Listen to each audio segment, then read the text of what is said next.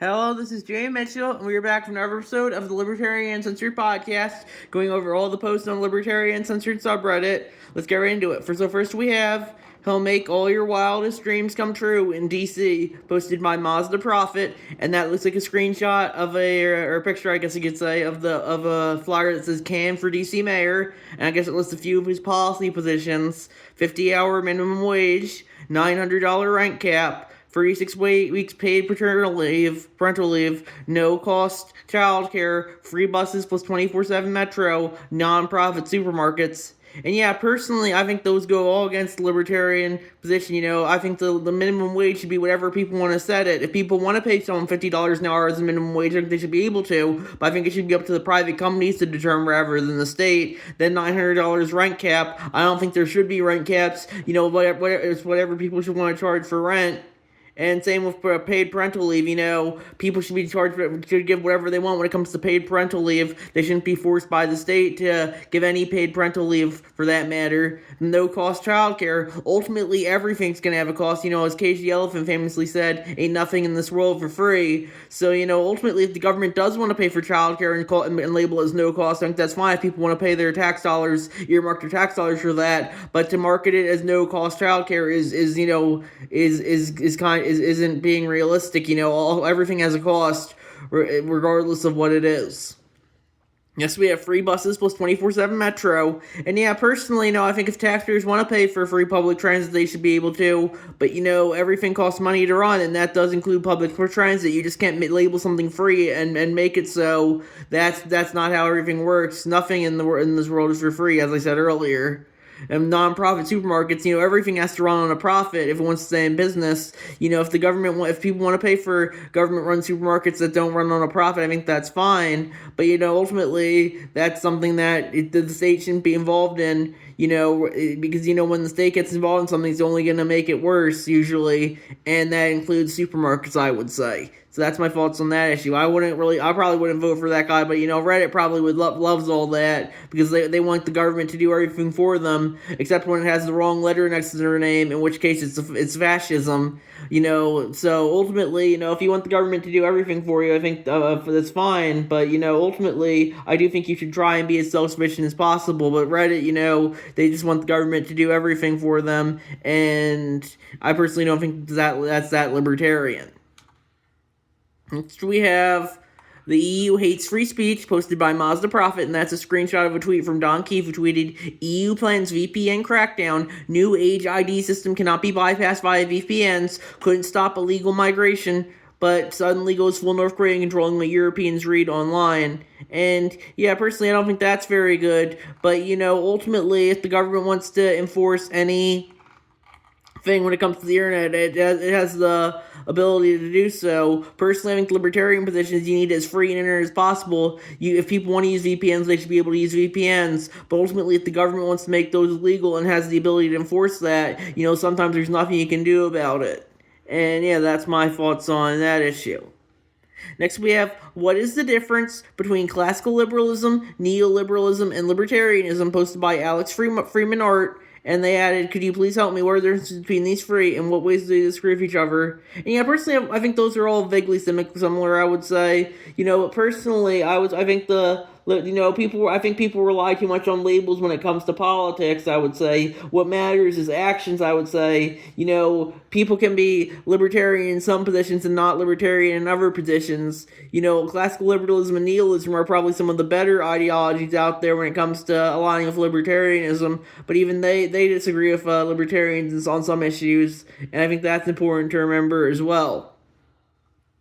Next we have Mapped. The U.S. is split on legal marijuana. Lots of treading going on, posted by Woke Boogeyman, and that's cross-post from the Internet Infographic sub. Mapped. The U.S. is split on legal marijuana. Well, here's where. And yeah, personally, I think the libertarian position is you gotta legalize all drugs. I'm not too big into marijuana, but if you want to do it, you should be able to. Same with any other drug. If you just want to dope out on like PCP all day and tweak out in the streets, I personally wouldn't do that, but as long as you're not hurting anyone else and you're only hurting yourself, the libertarian position is your body, your choice, and that's my thoughts on that issue.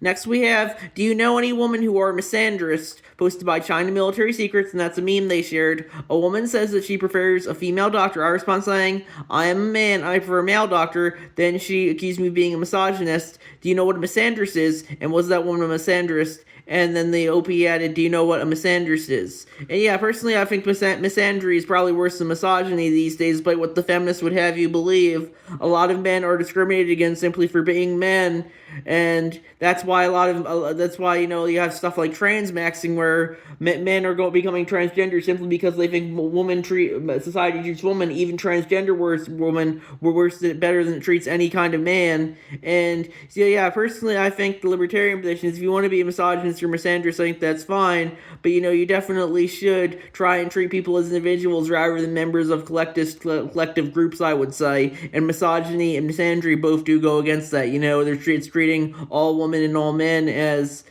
bad, and that's not something that libertarians believe in. Libertarians believe in the individual rather than the group. Next we have, Trump's lawyers are in talks with the IRS to resolve President's $10 billion lawsuit. The Republicans' king has offered them to give them his personally $10 billion taxpayer dollars from APnews.com, posted by Woke Boogeyman. And yeah, personally, I don't think we should be using taxpayer dollars to pay off the president's lawsuits. But ultimately, if the government can send taxpayer dollars wherever it feels like, and oftentimes there's nothing you can do about it. If Trump has the social and economic capital and the resources to spend $10 billion taxpayer dollars on his own lawsuits, he has the ability to justify that. Sometimes there's nothing you can do about it. Next we have, we love Americans, but not their leaders. New legal video from Iran, posted by Ragnarok KXG, and that's a YouTube video from Sofmar, and it looks like an Iran government propaganda video on just the current situation. And yeah, personally, I don't really care for the current situation in Iran, but I don't think sharing Iranian government propaganda is exactly the way to go about it. Reddit's always like, oh, Russian propaganda is the worst thing ever. Everyone who shares Russian propaganda should be arrested. But, they share Iranian government propaganda pretty regularly recently with all the war going on. And, if you want to share whatever propaganda you want to share, I think that's fine. But I do think you have to be skeptical of the source of it as well. And that's my thoughts on that issue. So you remember, Iran isn't libertarian. That doesn't mean the U.S. should be bombing them and at war with them. But, Iran definitely isn't libertarian either, for that matter. Next we have, Trump issues demand that states cancel elections and rig maps for GOP after Calais, posted from democracydoctorate.com, posted by Donald Key, and that's cross was from the LOL subreddit. And yeah, personally, I don't think Trump should be doing that, but if Trump wants to justify doing that, and he has the social and political capital to pull it off, ultimately sometimes there's nothing you can do about it. Next we have corrected MAGA meme posted by EasyZZ75, and that's a meme. It says it's the Drake hotline bling meme. It says MAGA 2022, and it's Biden at the gas. It's a sticker of Biden at the gas pump saying I'm pointing to the gas price. It says I did that. It says MAGA 2026, and it's no, it's not, and it's the stickers of Trump saying I did that to everyone pointing at the gas price. And yeah, personally, I do think the president does have to have some blame when the gas price goes up. The president does, control a lot of economic matters. But, I think it's interesting, when the gas prices were high under Biden, Reddit just deflected, but when they're high under Trump, Reddit thinks he's fully to blame. It ultimately goes to show you that, people, it's just teams, no values or principles. Joe Biden, the price of eggs was high during Joe Biden, and Reddit didn't care, but the price of eggs is high under Donald Trump, and it's the worst thing ever. And that's very much how Reddit, Reddit will make any excuses if you have a D next to your name, but go after you with the most forever ever if you have an R next to your name. And I think that's important to remember. I personally don't think the D's or the R's are that libertarian, but you do have to hold them both accountable. But Reddit is only interested in holding one of the sides accountable. And that's my thoughts on that issue. Next we have How the Weaker Dollar Quietly Makes Life More Expensive from thehill.com, posted by Jolly Porcupine. And yeah, personally, I would agree with that. Inflation definitely it makes it harder to get by if if each dollar going less and less toward being worth less and less. But ultimately, you have to. That's very much how life works. Sometimes the cost of the dollar is going to go up, especially when there's more of them. Especially after COVID when they printed money relentlessly. But that's ultimately how what life works. The more money there is, the less value it's going to be worth. Ultimately, I think it's only going to get worse over time with money increasingly going to be digital rather than physical, and so in theory there can just be infinite money, and because it's digital rather than physical. I think that's important to remember as well. That's why I definitely do think physical money is definitely preferable to digital money, because physical money, at least there's going to be a physical limit on how much there is at any given time. Well, digital money, it can be infinite, and I think that's going to be very dangerous in the long term. Next we have, step 1 toward forcing all AI to support the regime, posted by Blecky, and they link to a story from the New York Times. YS considers vetting AI models where they are released, and they added, first will be for quote-unquote safety, but soon they'll reject any AI that fails to praise dear leader. And yeah, personally I think the libertarian position is, if the government shouldn't be involved in AI, just like how the government shouldn't be involved in anything else. A lot of people on the left who are anti-AI say we need the government to regulate AI, and a lot of people on the right say we need the government to regulate AI. Well, I would say the libertarian position is we shouldn't have any regulations on AI. It might turn out to be deadly and go Skynet on us and become self-aware and attack us all. But that's very much the consequences of something of the private individual rather than the state. The state shouldn't be telling AI what it can and can't do. Just like with everything else. Justify whatever you want to justify as long as you're not hurting anyone else, I would say, and that's very much the libertarian position. Next we have Trump's new European car tariffs demonstrate why his deals are worthless, from Reason.com, posted by Jai Porcupine. And yeah, personally I don't really care for tariffs. They're just a tax on imported goods. But Reddit would love tariffs if Joe Biden was doing them, but since the Orange Man's doing them, they're the worst thing ever. Next we have, looks like the violent left is at it again, posted by Mazda Prophet, and that looks like a screenshot of a tweet from AZ Intel, who tweeted, breaking, shots fired near the White House complex, press office, other locations put on lockdown, AJA/Newsmax. And yeah, personally, I think the libertarian position is, political violence isn't that good, but ultimately all politics is inherently violence because the force of the state. The number one reason is for the legitimacy of the state is its legal monopoly on the use of force. So I think that's important to remember as well. Ultimately, people are always going to pin whatever political violence there is at any given time on the out group rather than the in group, and that's definitely true of Reddit. When Charlie Kirk gets assassinated, Reddit will say, "Oh, it was a right winger," even though they're the one they celebrate the assassinates themselves as well. And it just goes to show you they have no principles. They'll never take responsibility for anything bad that happens. That's very anti-libertarian. I would say libertarianism is all about taking personal responsibility, but increasingly these days, people always pass the buck when it comes to personal responsibility and blame the out group for everything that ever goes wrong rather than the in group. Next we have gas now versus then, almost $1 more, and that's a screenshot from a tweet from Donald, and that's posted by Jay Porcupine, screenshot of a tweet from Donald Trump, who tweeted on October 22nd, 2012, gas prices are at crazy levels, fire Obama. And yeah, personally, that's Trump for you. You can always find an old tweet of Trump's that criticizes himself. But yeah, personally, I think libertarian position is the president should be held accountable for what gas prices are. But ultimately, sometimes the presidents can't be held accountable since he's so entrenched in power, and then that's something that's Trump currently. He's just done so many bad things and so many stupid things over the past decade that at this point there's really no way to get him out other than just wait out his term. We already tried impeaching him twice and that didn't work. So at this point you probably just have to wait out his term and hope he leaves office at the end of it. And then the OP added to this post, national gas average in October 2012, 375, 381. National gas average in May 2026, 445.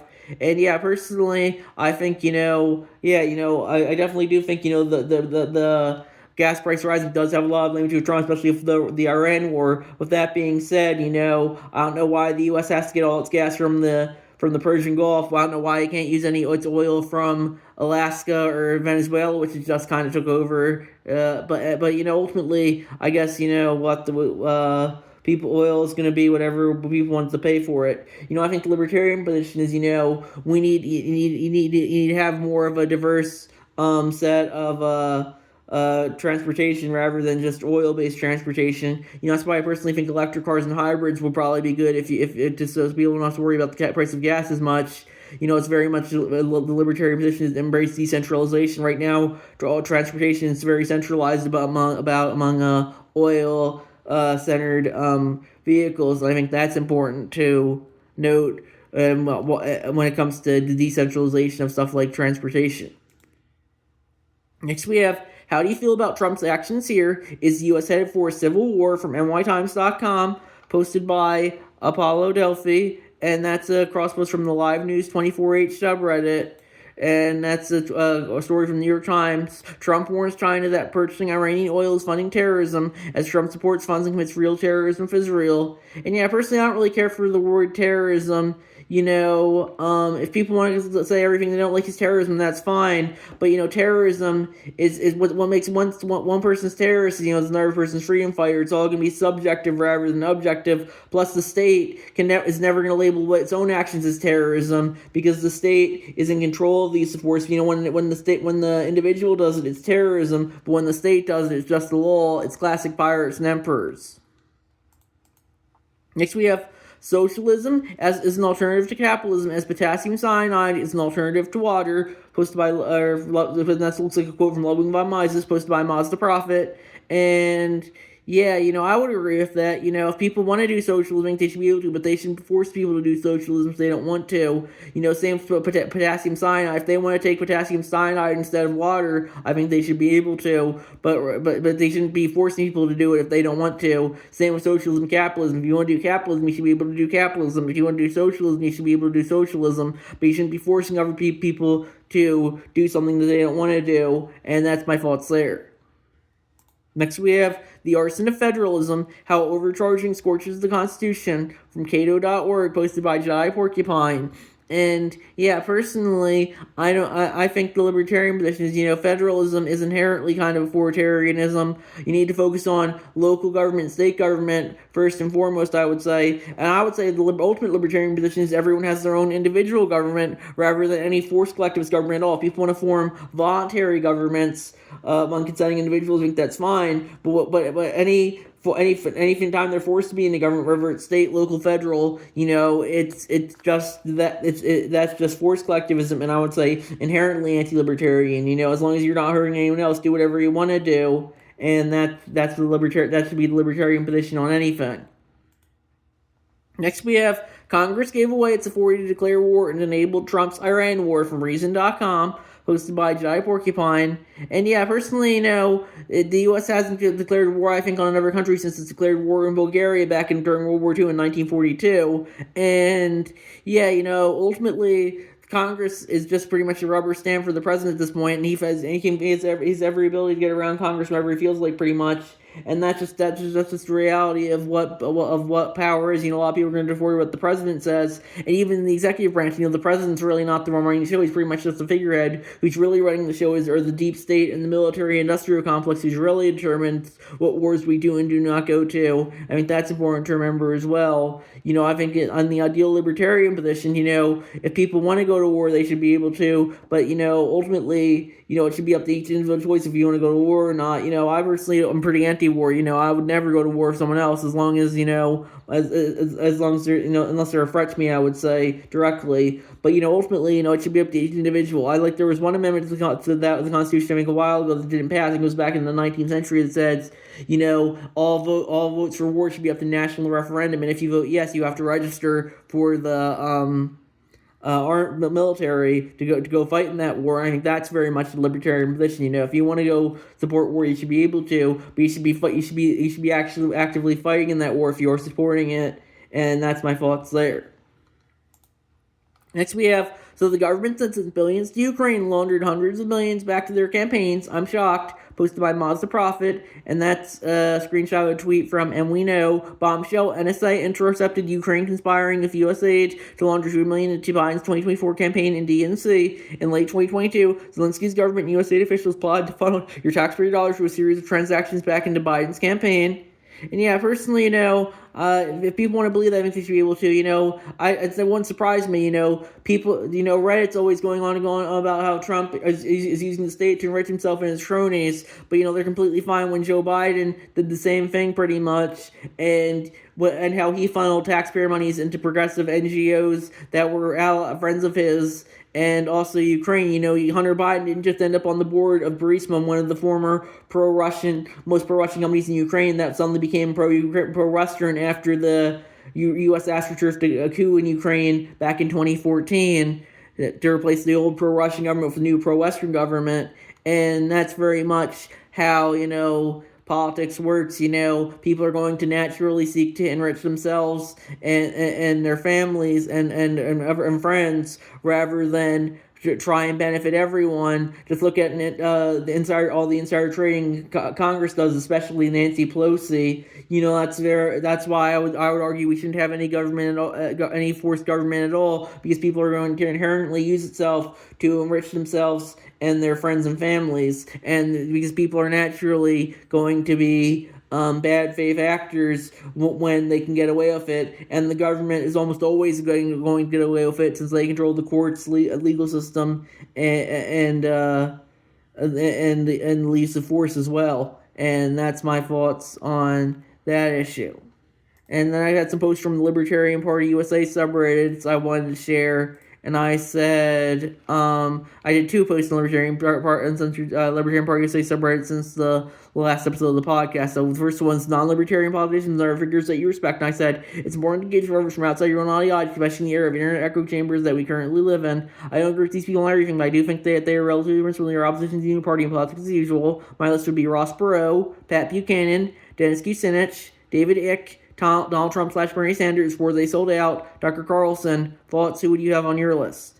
And personally, I think the libertarian position is, you got to be against politics as usual. Might not agree with you on everything like economics or social issues, but like a lot of people there are anti-foreign interventionists and realize that we're ruled by a cabal of lizard people, as David Icke would say. And that's my thoughts there. I might not agree with them on everything, but you gotta stand against the uniparty and politics as usual. And I liked how Donald Trump and Bernie Sanders used to be like that before they both sold out to the RNC and DNC respectively. And I think that's important to remember as well. You can't just have these politics as usual as the ruling class bleeds everyone dry. That's not very much how a politics should work. Politics should be, if people want to bleed other people dry with their consent, that's fine. But right now, you're forced to be bled dry by the government, whether you like it or not. And there was another post I made, Libertarian Perspectives on Body Modification. I said, with the first enhanced game coming up later this month in Nevada, I think it's an opportune time to talk about it. Personally, I think if people should be able to do whatever they want with their own bodies, I would argue that's the key facet of libertarianism, that you own yourself. With that being said, I personally think that there are some things that minors can consent to when it comes to their bodies, such as circumcision. Full disclosure, I was circumcised right after I was born, and a lot of what is marketed as gender-affirming care, you could argue with vaccines in this category as well. And personally, ultimately, parents, they have a lot of authority just about they were just either be circumcision or vaccines or whatever is marketed as gender affirming care at any given moment. And personally, I don't really care for it, but ultimately, I would agree keeping it out as much as possible. You do have to draw the line somewhere. You don't want parents raping and sexually abusing their children. I think that's important to remember as well. And that's my thoughts on that issue. So I think we're going to wrap it up there. I'll see you guys in the next episode. Bye.